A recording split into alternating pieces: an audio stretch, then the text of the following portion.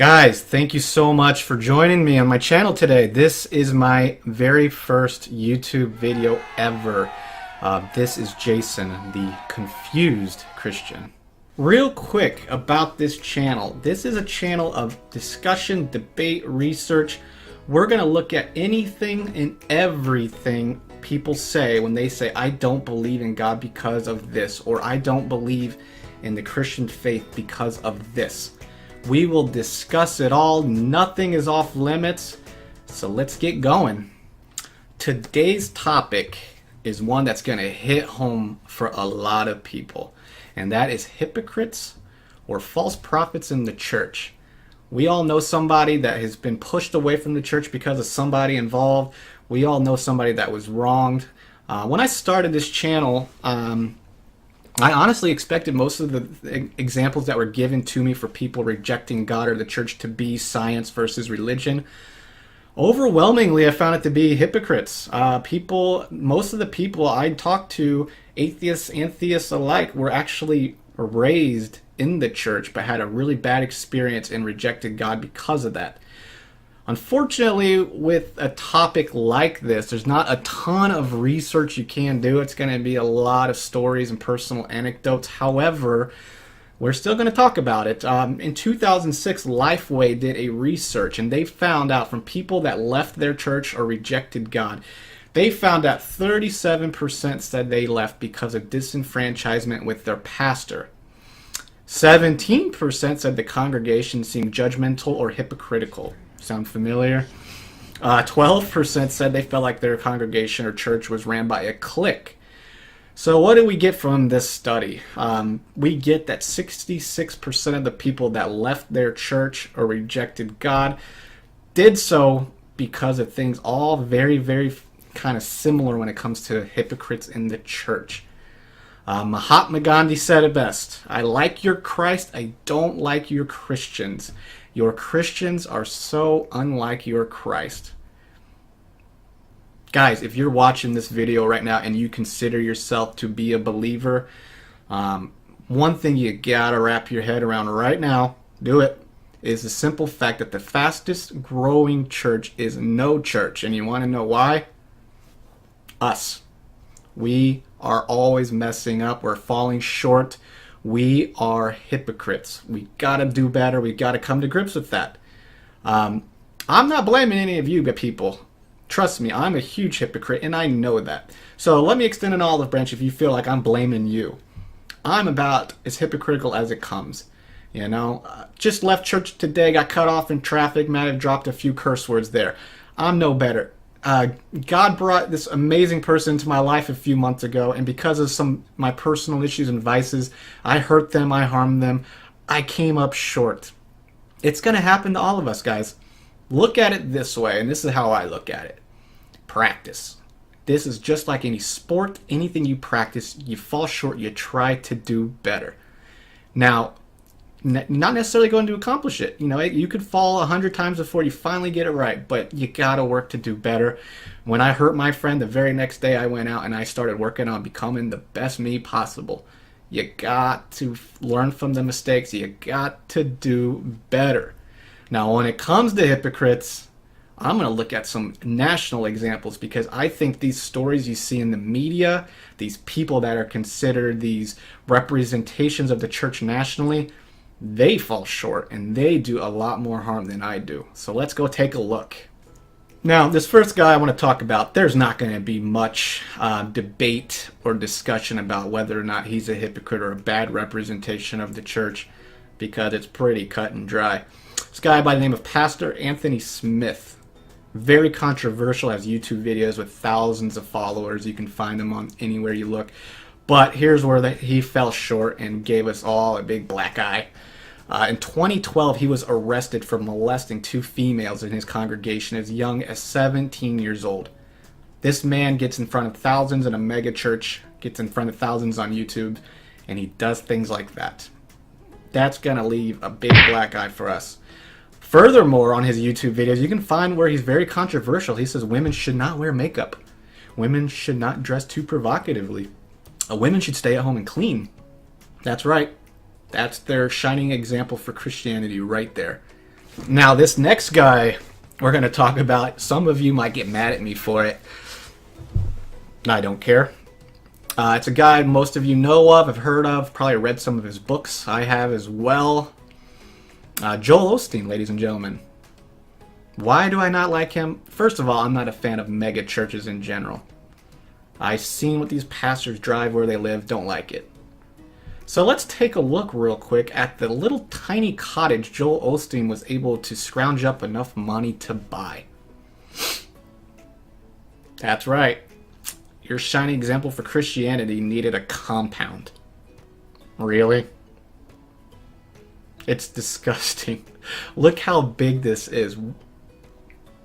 How many people could he feed? How many people could he help with that money? Really, Joel? Come on, do better. His pool house is as big as most people's houses. I don't even know what that building on the right is. It's probably a doghouse. He's got Clifford sleeping in there right now. I mean, really, Joel? That is a guy, again, if you are on the outside looking in, you're going to look at this compound and say, what the heck? Why do you follow this guy? Another reason I don't like him, Hurricane Harvey devastated Houston. People begged him to open up his church so that they had somewhere to go. Unfortunately, his church is too small to help people. It only seats 16,000 people.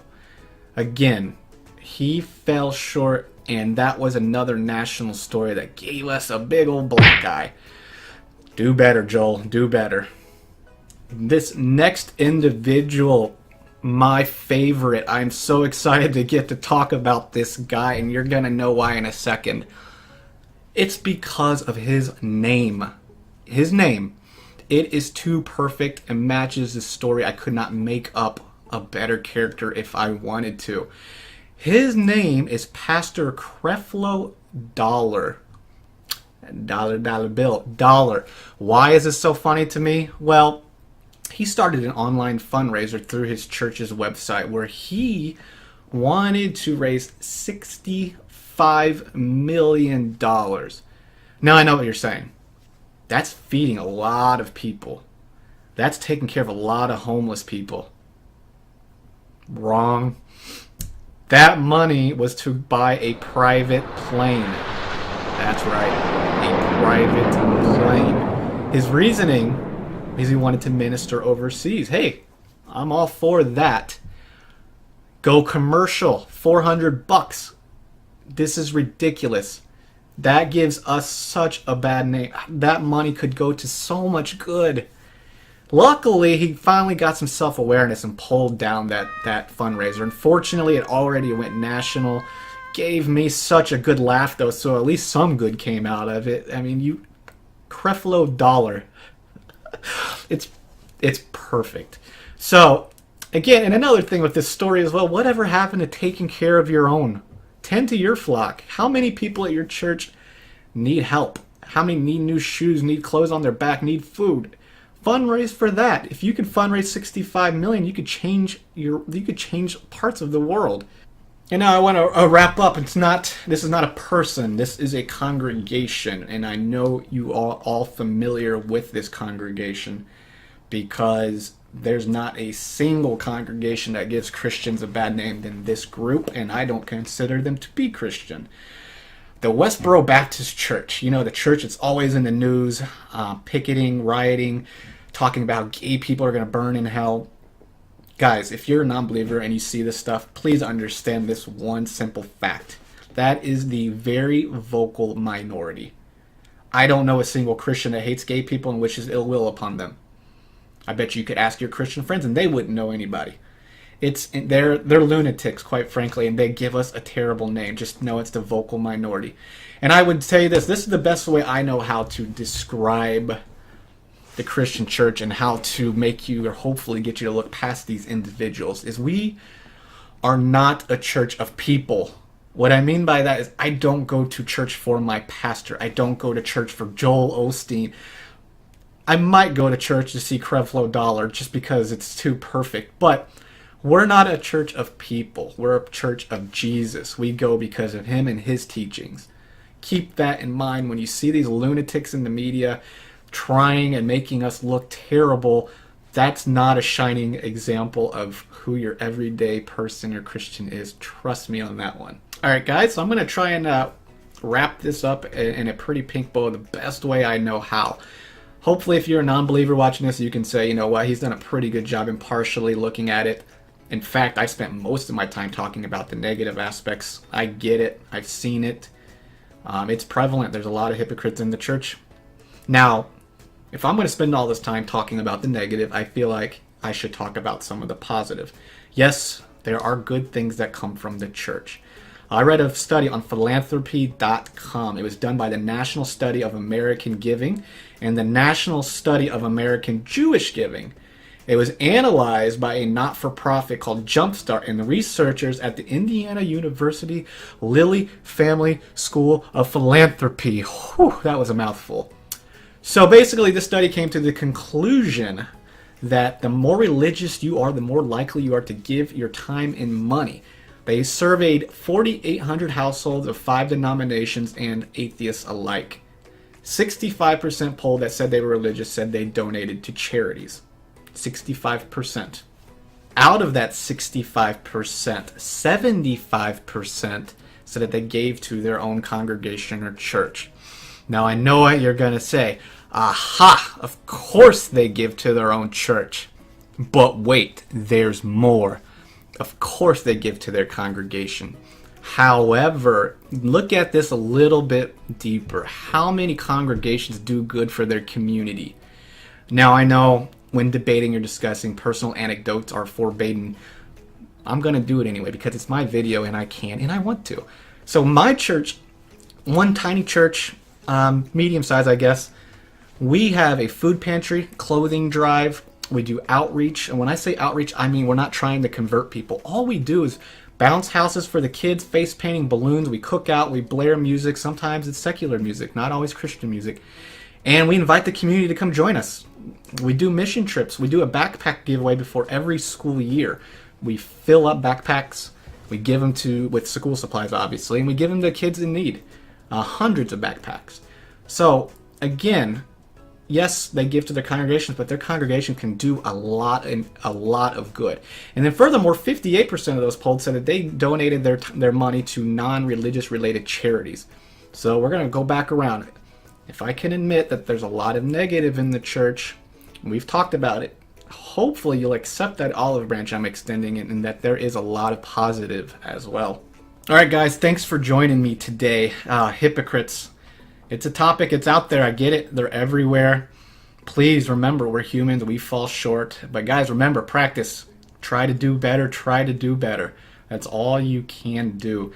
If you enjoyed this video, I appreciate you guys joining me. Please do comment below. I would be very curious to see how many of you have dealt with this yourselves, how you handle it, or if you know somebody that have been through this kind of situation where somebody drove them away and how they handled it. I'll definitely look forward to reading those stories. And thank you again and have a great day. Guys, I just want to say thank you for taking a few moments to watch my video today. Please comment below. I plan to make a lot of these videos. So anything you can think of that has pushed people away from the church or gotten them to outright reject God, anything and everything, nothing's off the table. So do comment. If you found the video interesting, please do like, subscribe, and share. I would greatly appreciate that. Thank you and have a good day, y'all.